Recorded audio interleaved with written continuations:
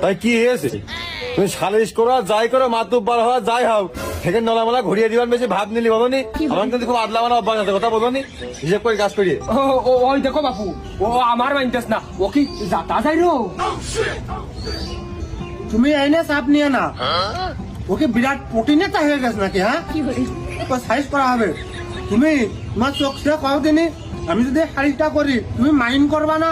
এই যে বাপু, আমি কোনো মাইন্ড করবো না। ধর বাবু, আমার চোখে হাত দাও, কোনে আদলা মাদলা মাথার বার পরে যাও। এই যা, দুঘা লাগা তো আগে।